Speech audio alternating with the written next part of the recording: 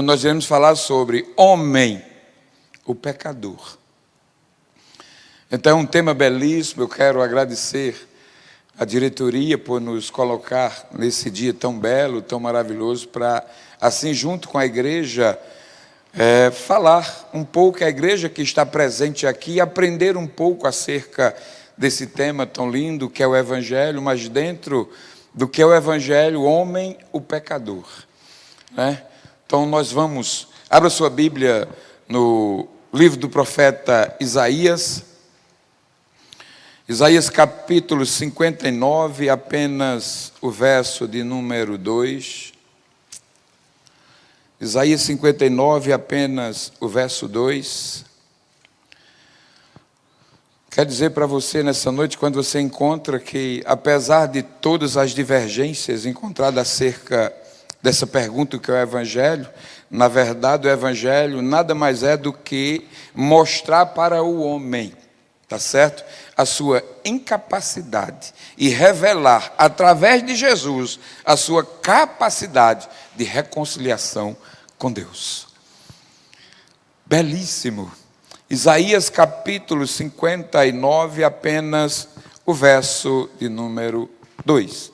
Diz assim: mas as vossas iniquidades fazem divisão entre vós e o vosso Deus, e os vossos pecados encobrem o seu rosto de vós, para que não vos ouça. Amados, o pecado é algo terrível na vida da humanidade.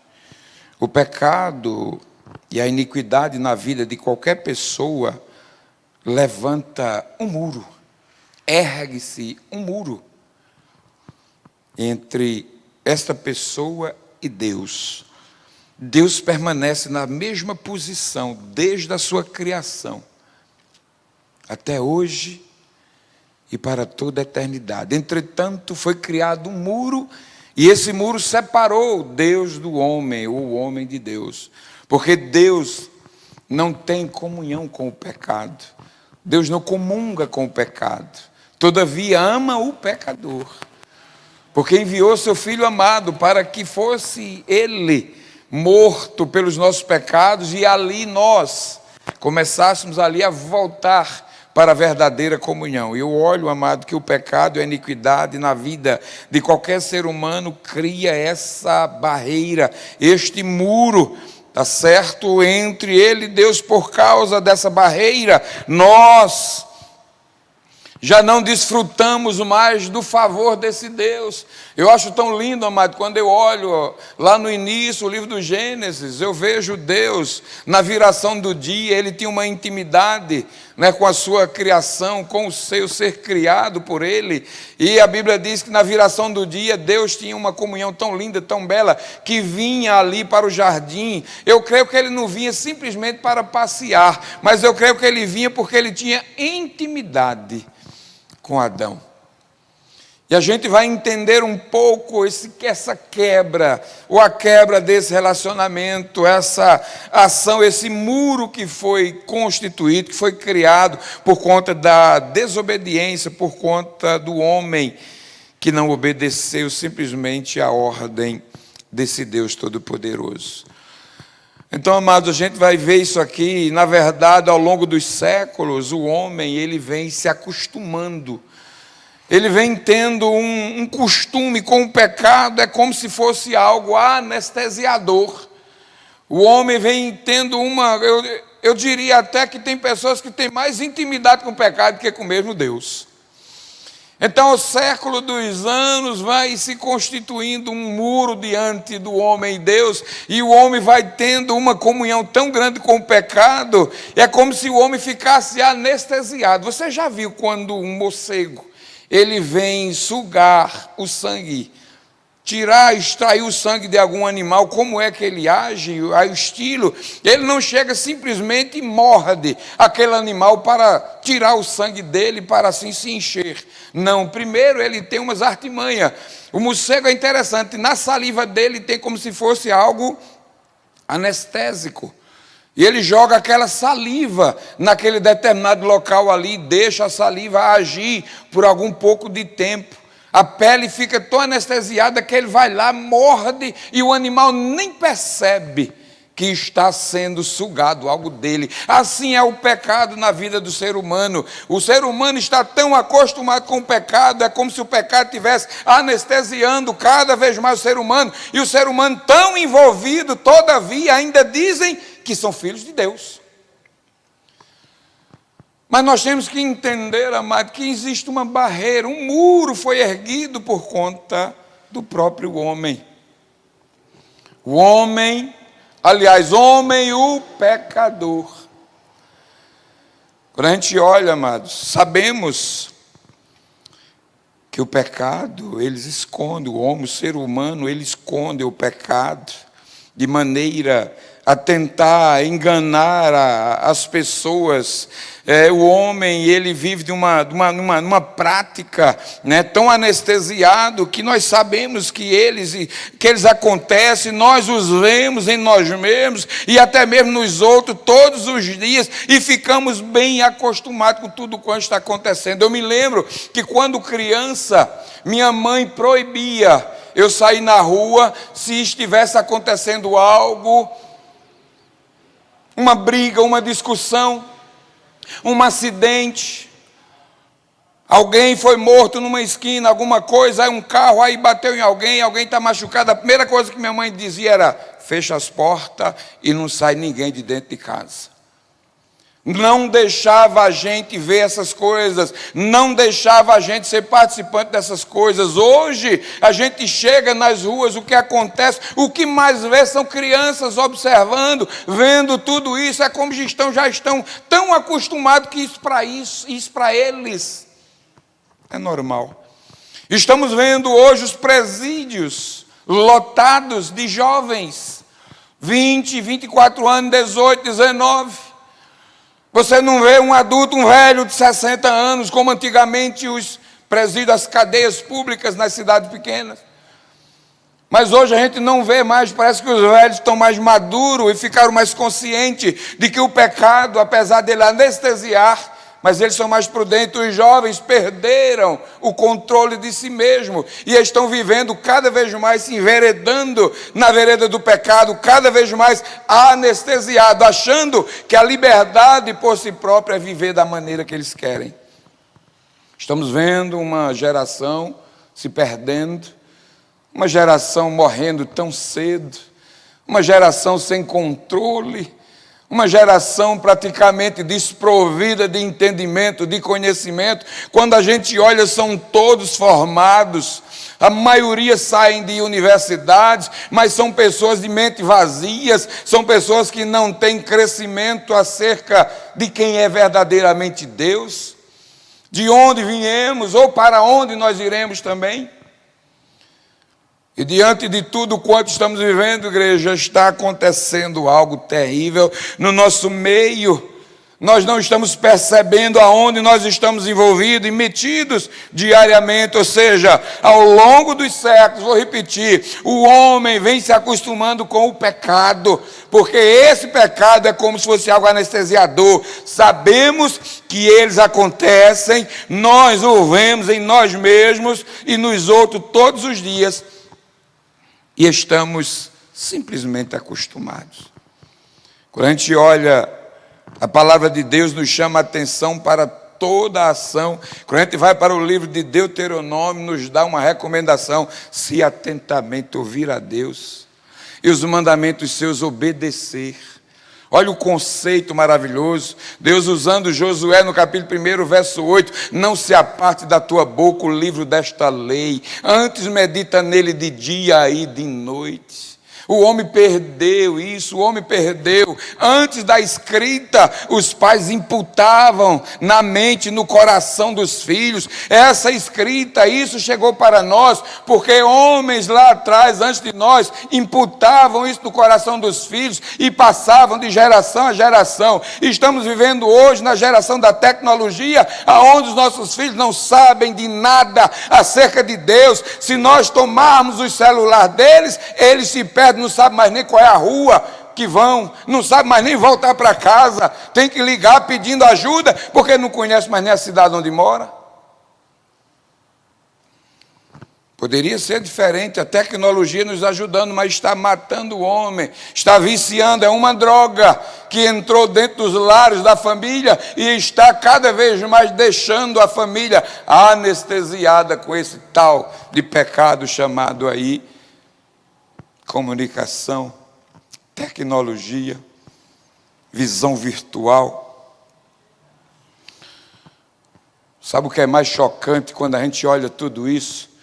O que mais nos choca é que Deus nos mostra o pecado que permeia até as nossas profundezas, ou as profundezas do nosso coração. Ele tem mostrado todos os dias os nossos recessos mais profundos de impureza, a corrupção que não sabíamos existir em nós e que nós mesmos jamais poderíamos nos limpar. Deus tem nos mostrado todos os dias. E mesmo assim, amados, é como Isaías escreve, 53, quando ele diz: e não fizemos dele caso algum. Verdadeiramente, ele tomou sobre si as nossas dores e as nossas enfermidades levou sobre si. E no finalzinho ele diz: mas nós não fizemos dele caso algum. Isso está acontecendo hoje. Não estamos fazendo caso algum da palavra. Deus mostrando o pecado que tão de perto está nos sediando, está nos assediando, está nos chamando a atenção, está nos conduzindo por caminho tão distantes do Senhor. Os recessos dos nossos profundos e da impureza e corrupção que não sabíamos que existia em nós e que nós mesmos jamais poderíamos limpar. É assim que a Bíblia fala sobre a profundeza e as trevas do nosso pecado. Ele está em nós. O pecado está onde? Em nós. É nós. Está em nós. É nosso e não apenas sobre nós. Veja o que é que Paulo diz aí. Se você tiver com a Bíblia aí, abra lá em Romanos capítulo 7, o verso 19 e o verso 20. Veja que coisa linda. Veja como Paulo esclarece isso que eu acabei de falar. Como Paulo abre através da carta que ele escreveu à igreja de Roma. Veja como ele diz, capítulo 7, o verso 19 e o verso 20. Ele diz, amado, em poucas palavras, que esse pecado está em nós, esse pecado é nosso e não está apenas sobre nós. Ele diz assim, ó: porque não faço o bem que eu quero, mas o mal que eu não quero, esse eu faço.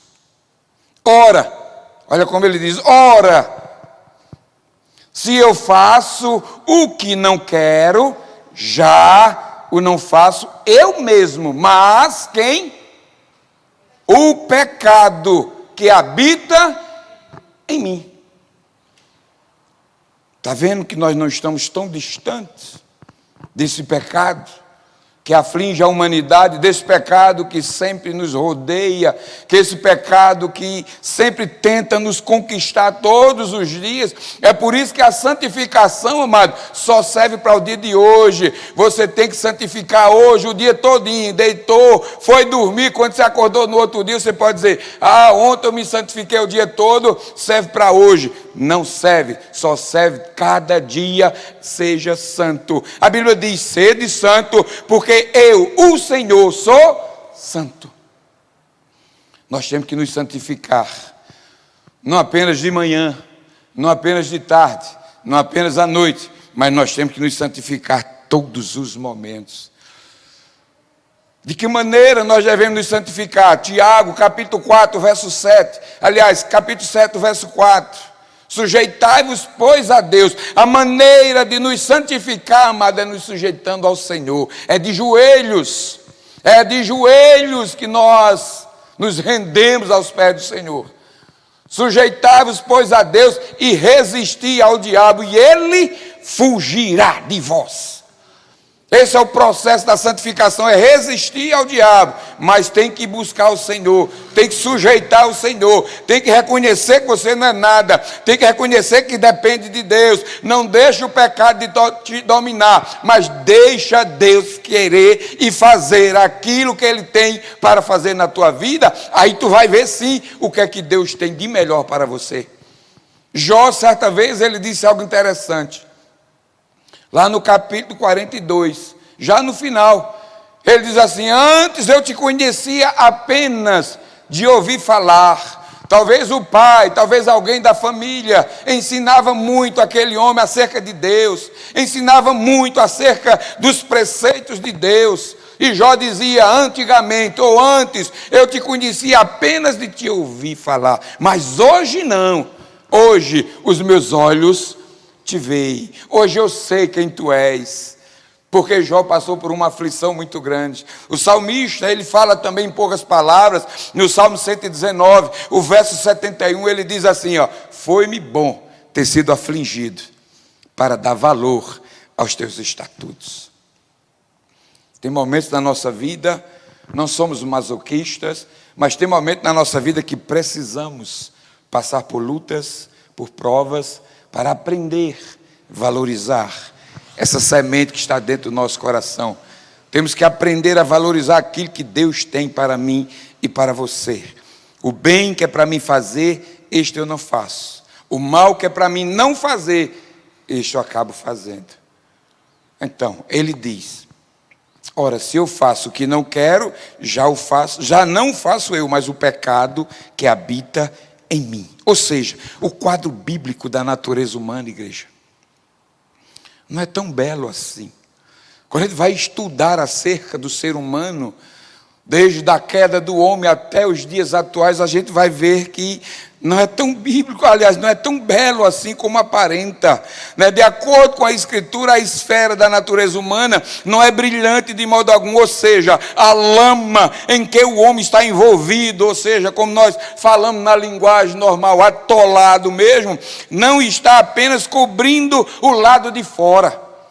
O pecado não nos cobre apenas o lado de fora, o externo, aquilo que está fora. Pelo contrário, estamos completamente atingidos pelo pecado, ou seja, as fendas, a lama, a imundícia, a corrupção atinge até a parte mais íntima, que é a alma do homem.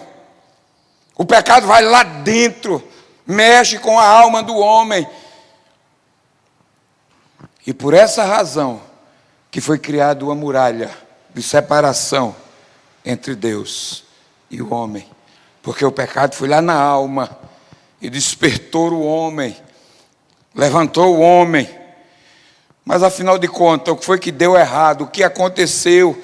Quando Deus criou os seres humanos, sua intenção era que eles vivessem sobre o seu governo, perfeito, justo, em alegria perfeita, adorando, obedecendo-lhes. Por meio disso, algo tremendo aconteceria. Vivíamos em comunhão permanente com Ele. Aquilo que eu falei no início.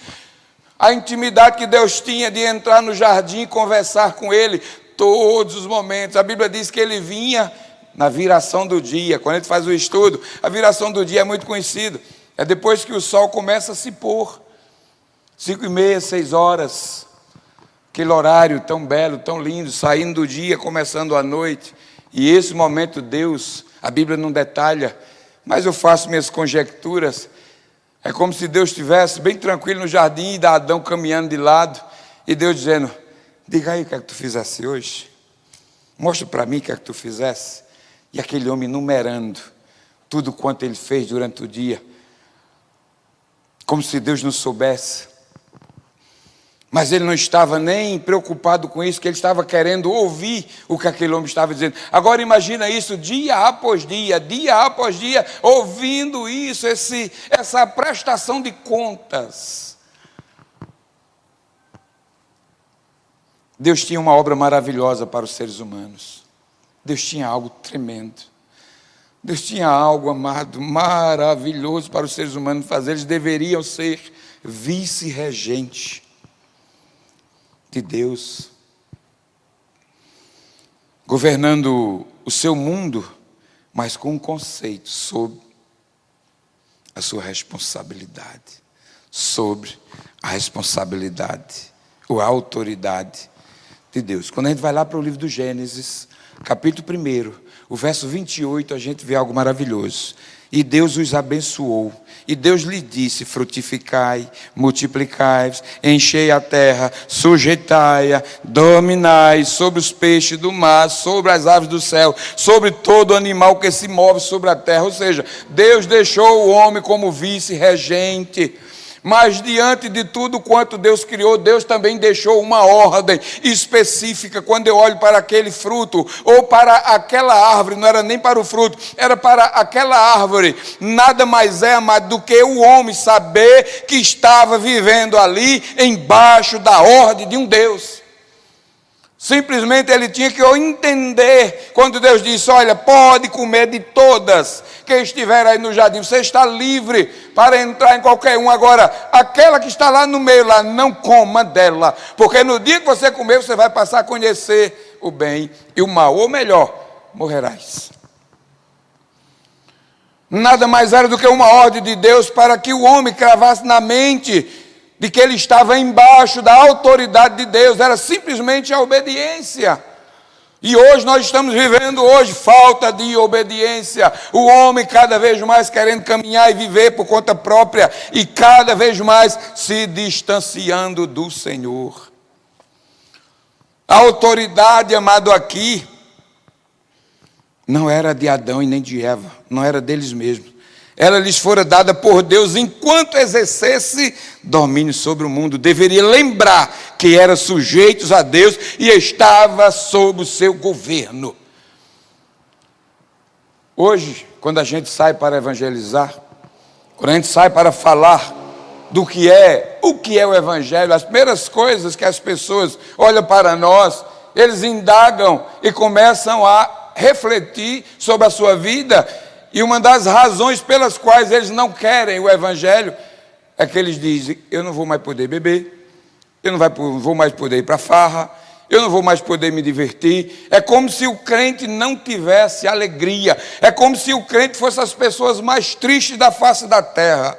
Mas a Bíblia também diz que que o príncipe deste século cegou o entendimento das pessoas para que elas não vejam a glória, a graça, o poder desse Deus tão grande e maravilhoso. Eu duvido qualquer um que se converte para não dizer: há mais tempo que era para mim ter aceitado. Eu disse isso quando o Senhor abriu os meus olhos, há 26 anos atrás. Quando o Senhor abriu os meus olhos, que eu comecei a caminhar, experimentar, saborear desse Deus tão tremendo, tão maravilhoso. A primeira coisa que eu disse foi: mas Senhor, só agora por quê? E Deus bradou e disse: não, faz muito tempo que eu quero você. Você que não me quis, você que me rejeitou, você que me abandonou. Quantas vezes, amado, a gente perde a graça de Deus por ignorância nossa. Há 26 anos eu sei o que é alegria, eu sei o que é desfrutar da graça de Deus. A árvore do conhecimento do bem e do mal, que está lá no livro do Gênesis, capítulo 2, o verso 9, que Deus havia plantado ali no centro do jardim, era apenas uma lembrança evidente desse fato. Quando Adão e Eva olhassem para aquela árvore e vissem aquele fruto, lembrassem que sua autoridade era limitada. Quando eles olhassem e vissem aquela árvore, dentro daquela árvore ali tem um fruto, era para eles olhar e dizer um para o outro, dizer: não podemos, porque apesar da gente dominar sobre tudo aqui, nós somos limitados, porque tem uma ordem que a gente não pode afligir, que a gente não pode descumprir, que a gente não pode quebrar.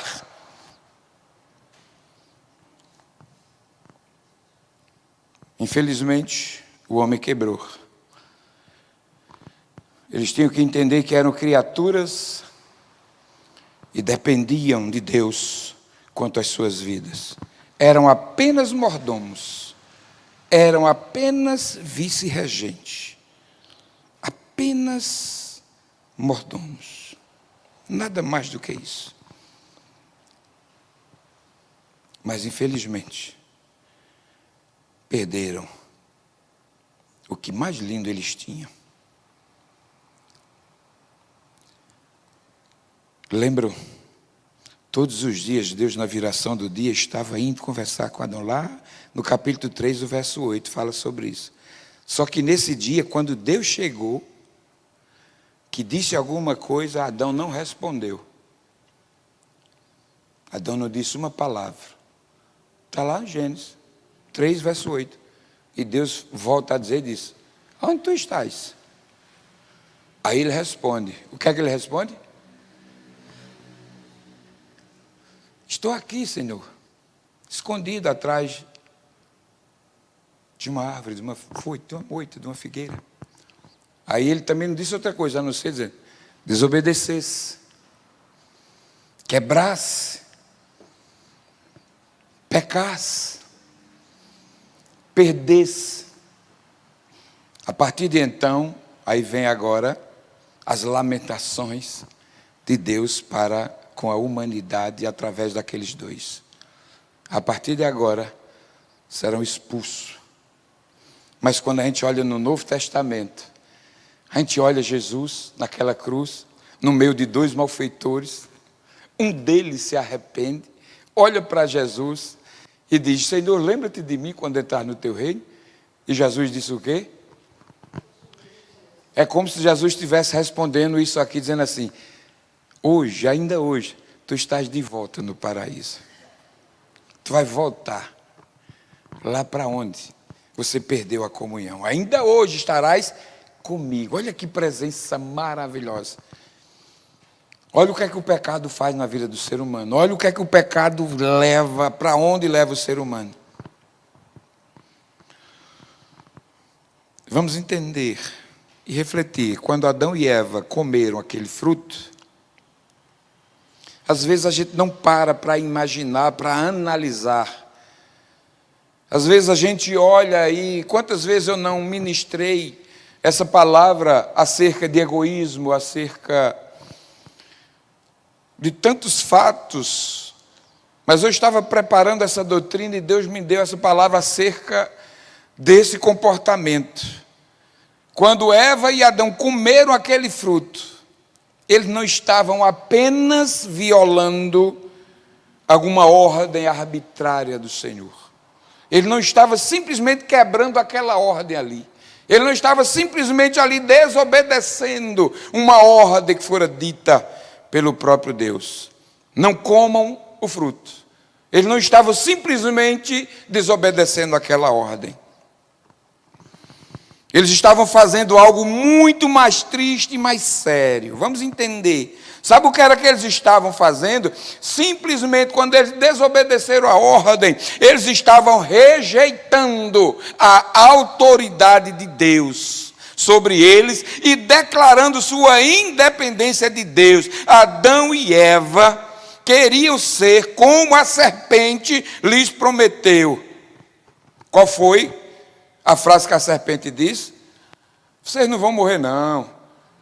É porque ele não quer que vocês sejam o quê? Igual a ele. Quando a gente medita, amado, aquele quebra, aquela ação ali, aquela atitude daquela mulher para com aquele homem, não quebraram simplesmente uma ordem, mas eles estavam fazendo algo muito mais triste, estavam rejeitando a autoridade de Deus sobre eles e declarando sua independência de Deus. Adão e Eva queriam ser como a serpente lhes prometeu, como Deus.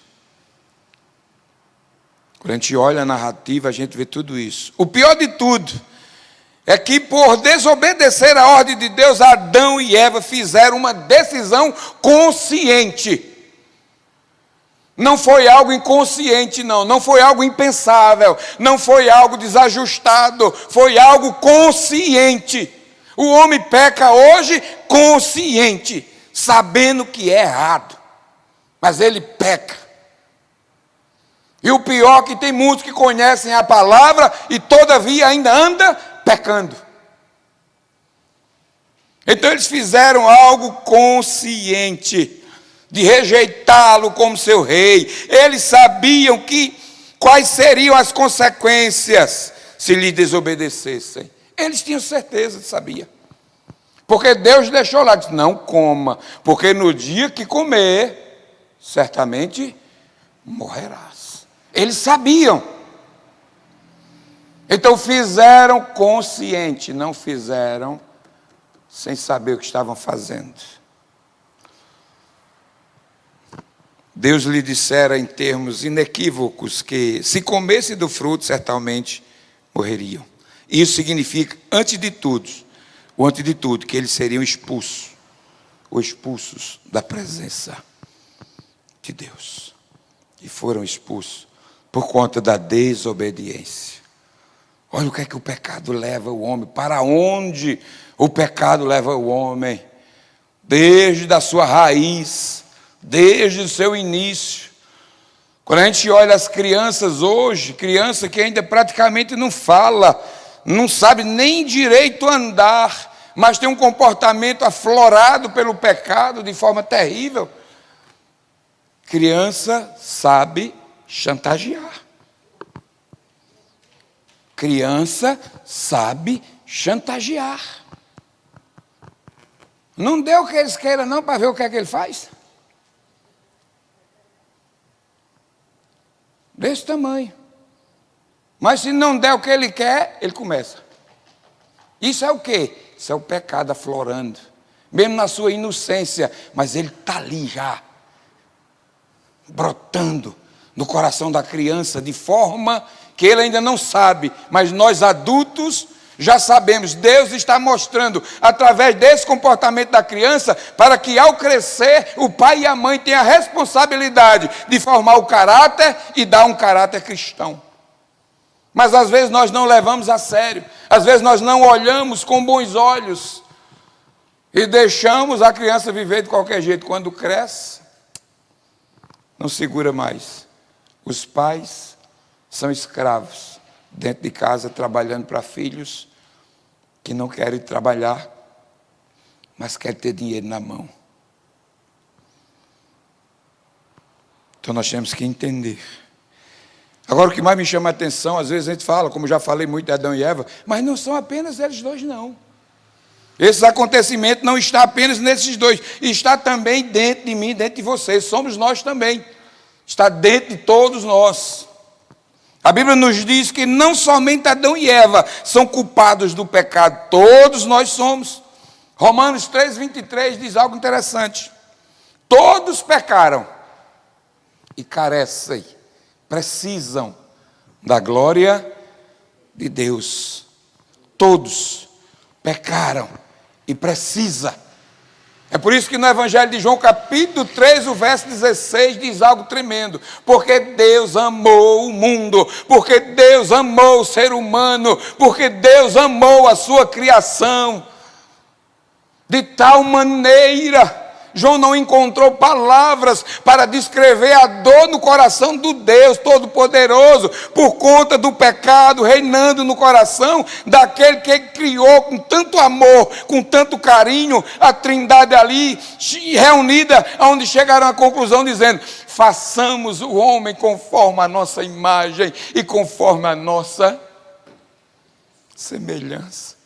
Aí João retrata isso no versículo 16, que Deus amou o mundo de tal maneira, que deu seu Filho unigênito para que todo aquele que nele não pereça, mas tenha vida.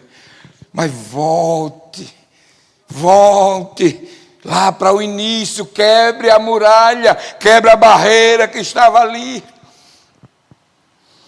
Mas no capítulo 3, o verso 10 também de Romanos diz assim, Paulo escrevendo na igreja de Roma diz assim, não há um justo, nem um justo sequer. Olha o pecado reinando no coração da humanidade de uma forma. Permitam-me oferecer alguns poucos exemplos de como cristãos entendem mal o pecado. Cristãos entendem mal o pecado. E o primeiro erro é confundir o pecado com os efeitos do pecado. confundir o pecado com os efeitos dele. Isso é muito perigoso na vida de qualquer cristão.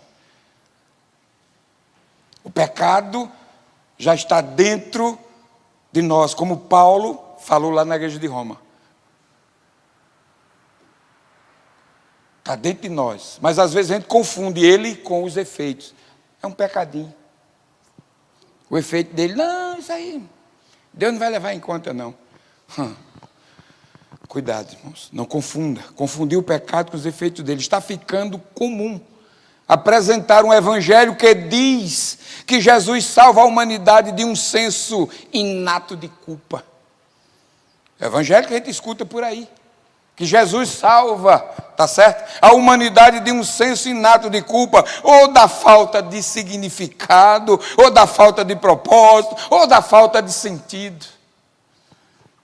Está sendo ensinado aí um evangelho vazio. É claro que essas coisas são realmente problemas, sim, é. E muitas pessoas as sentem profundamente. Mas a Bíblia ensina que o problema fundamental da humanidade é aquilo que precisamos ser salvos. Não é falta de significado, não é falta de desentregação da vossa vida, ou mesmo um habilitante senso de culpa. O que temos que entender é que a triste situação em que estamos é algo que nós mesmos produzimos. É isso que nós temos que entender. Entender que a triste situação em que estamos é algo que nós mesmos produzimos. Por quê? Nós temos desobedecido a palavra. Nós temos ignorado os mandamentos de Deus e nós temos pecado contra Deus. Aí vem aqui um senso inato de culpa, falta de significado, falta de propósito, falta de sentido. A culpa está em nós, porque desobedecemos a palavra, não falamos verdadeiramente, que é uma coisa bem interessante. O cristão ele tem uma mania muito grande, quando não quer vir para a igreja, a primeira coisa que diz é que está com o quê? Uma dorzinha de cabeça, eu não vou hoje não. E esquece que é aqui onde Deus cura. Mas quando alguém vai lá na casa dessa pessoa e diz, ei, olhe pela minha família está passando por um problema, sabe o que essa pessoa diz? Vá na igreja, porque lá Deus cura. E esquece que não veio ontem porque estava com dor de cabeça. O pecado é confundir o pecado com os efeitos do pecado. Segundo, é reduzir o pecado a relacionamentos quebrados. Achar que o efeito do pecado, ou reduzir o pecado, simplesmente no relacionamento quebrado. Relacionamento é algo importante na Bíblia, sim. Os seres humanos foram criados para viver em comunhão com Deus. Contudo, temos que lembrar que essa comunhão implicava que eles deveriam viver um tipo específico de relacionamentos. Não era um relacionamento entre seres iguais. Adão e Eva, lá no início, não tinham um relacionamento com Deus como seres iguais.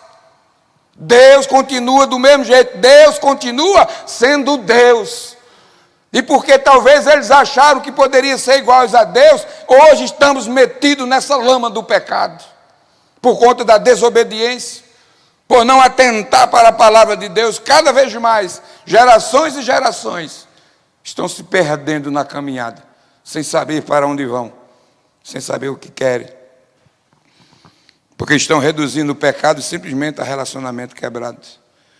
Muitos cristãos falam sobre o pecado como se fosse apenas uma contenda relacional entre Deus e o homem. É muito mais. Foi aquilo que eu li agora há pouco, estava falando. É muito mais do que esse relacionamento quebrado. A Bíblia nos ensina que o pecado é realmente uma quebra de relacionamento com Deus, mas essa quebra consiste em rejeição da majestade real de Deus. Não é simplesmente uma quebra, mas é uma rejeição. O pecado nos leva a rejeitar Deus como seu Criador, como seu Salvador. Mas às vezes as pessoas pensam que adultério, embora seja também, mas é também rebelião. Veja numa conversa, no primeiro livro de Samuel, capítulo 15, o verso 23. Uma conversa ali com Saul. Olha que coisa interessante. Porque a rebelião é como o pecado de feitiçaria, e o porfiar é como iniquidade e idolatria. Aí no finalzinho ele diz assim: porque tu rejeitaste a palavra do Senhor, ele também te rejeitou a ti, para que não sejas rei. Samuel conversando com Saul, mostrando o que o pecado estava fazendo na vida daquele homem. E porque ele rejeitou a palavra, então Deus também o rejeitou como rei.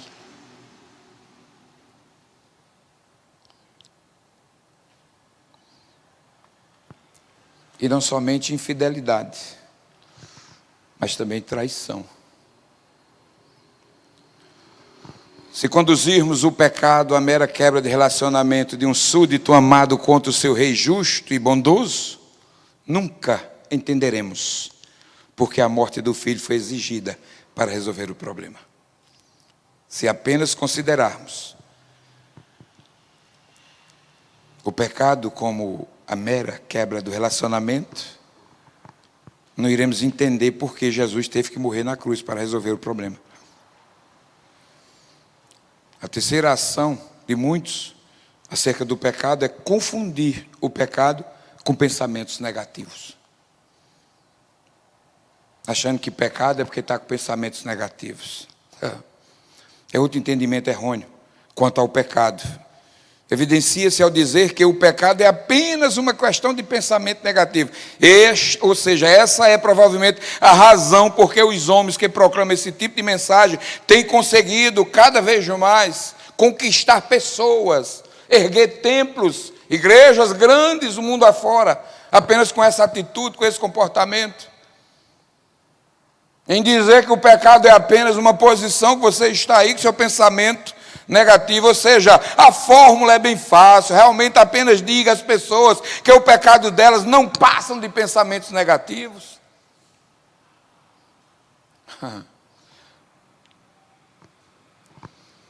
E que isso as impede de ter saúde, riqueza e felicidade.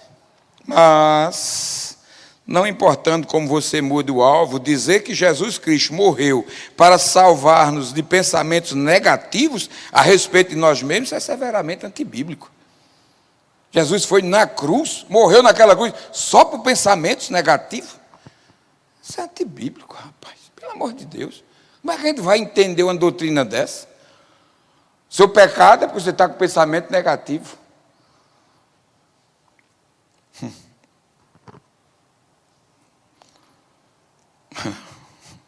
Toda parte da nossa existência, ou de nossa existência humana, está corrompida pelo pecado e sob o seu poder. Nosso entendimento, nossa personalidade, nossos sentimentos, nossas emoções, bem como também nossa vontade. Tudo isso está corrompido. As pessoas querem ter entendimento. As pessoas querem ter personalidade. Querem ter sentimentos, querem ter emoções, querem ter suas próprias vontades, mas estão escravizados ao pecado, com esses comportamentos, com essas atitudes. Sem a graça de Deus, o homem não é nada. Sem o poder de Deus, nós não somos nada. Nós temos que entender. Essa doutrina, quando fala homem, o pecador, está falando que nós temos que retornar ao ponto de partida. E para retornar ao ponto de partida, nós temos que depender de Deus. O homem por si próprio nunca chegaria ou chegará ao pleno conhecimento se não tiver a ação e a graça de Deus na sua vida.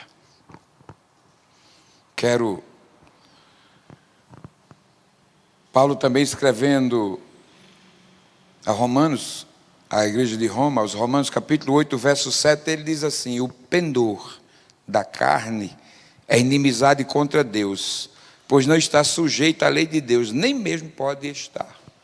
A inclinação, esse pendor é mesmo que a inclinação da carne. O que é que a carne mais gosta? De coisas fáceis. Por que é que o mundo detesta a palavra de Deus? Porque Jesus disse: aquele que quiser vir após mim, negue-se a si mesmo. Esvaziar-se de você mesmo não é fácil. Deixar seus projetos, deixar tudo quanto você tem planejado a vida toda, esquecer quem é você e seguir um caminho que você não sabe. No início da trajetória, como se a gente não soubesse para onde vai. Hoje, maduros na fé, a gente fala com convicção. Jesus chegou na beira daquela praia ali, aqueles pescadores, Jesus disse: olha, deixa tudo aí, e agora segue, vocês agora vão ser pescadores de homens. Imagina a mente daquele pessoal ali. Todavia, eles abandonaram e seguiram a Jesus. E nós hoje, de que maneira esse evangelho ecoa dentro dos nossos sentimentos, dentro das nossas razões? De que maneira nós estamos observando tudo isso?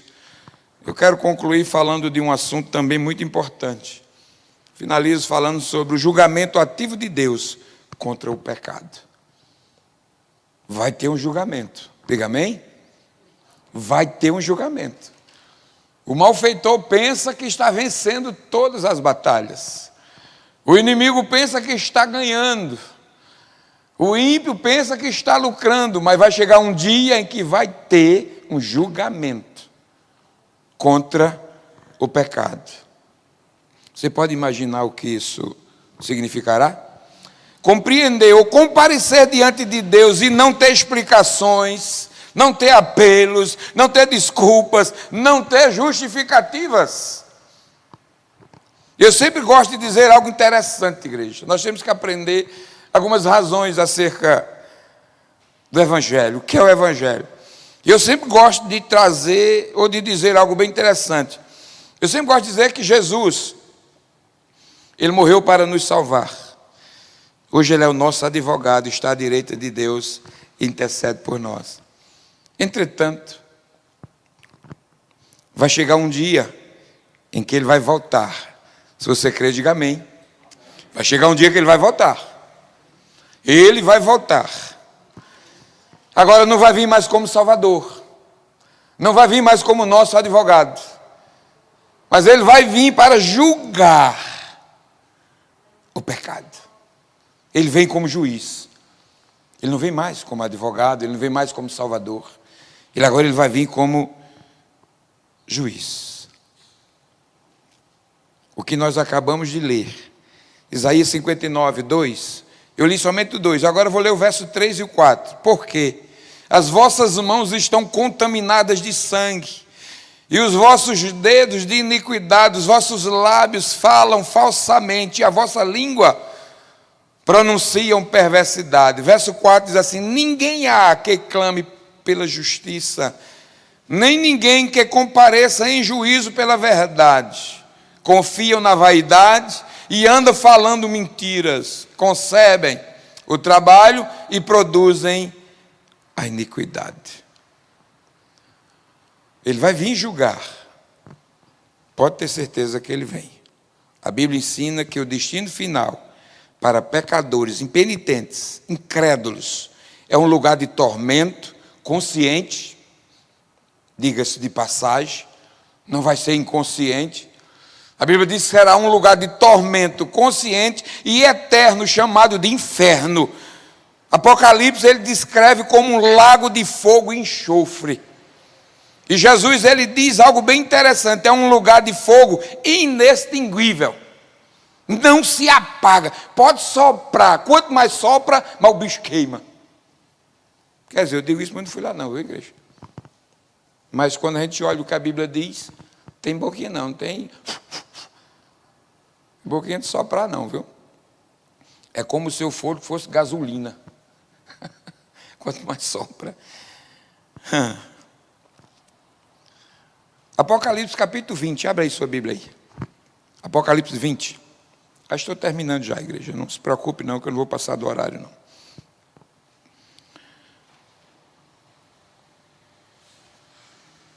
Apocalipse capítulo 20, verso 10. Diz assim: o diabo, o sedutor deles, foi lançado para dentro do lago de fogo e enxofre, onde já se encontram não só a besta, como também o falso profeta, e serão atormentados de dia e de noite, apenas um dia, apenas um ano, pelos séculos dos séculos. Esse é o julgamento que vai acontecer. Esse é o julgamento que está previsto. Quero finalizar dizendo para você nessa noite. Diga para quem está perto de você aí, diga: ainda tem solução. Você está vivo. Ainda tem solução. Você que está em casa, ainda tem solução. Ainda tem solução. Primeiro, dependa de Deus. Isaías 41, 13 diz assim: porque eu, o Senhor teu Deus, te tomo pela mão e te digo, não temas que eu te ajudo. Ainda tem solução. Você está vivo. Ainda tem solução. Segundo, espere em Deus. Isaías 40, 31 diz assim: mas os que esperam no Senhor renovarão as suas forças. Dependa de Deus, espere em Deus e por fim, confie em Deus. Salmos 37, verso 5 diz: entrega teu caminho ao Senhor, confia nele, porque ele tudo fará. Tem jeito ainda. Deixa o arrependimento entrar no teu coração. Essa paz que excede todo entendimento, ele muda os nossos corações, ele muda o nosso caráter, ele muda o nosso caminho, ele muda a nossa vestimenta, a nossa maneira de falar, a nossa maneira de andar, nossa maneira de enxergar, de ouvir, de desejar. Ele muda tudo isso. Você pode olhar para você mesmo e dizer: eu não tenho mais jeito não, pastor, eu não tenho mais jeito não. Tem, você ainda está vivo. Você ainda está respirando. Tem jeito. Tem jeito para você. Tem jeito para a sua família. Tem jeito para todo aquele que se render aos pés do Senhor. Tem jeito.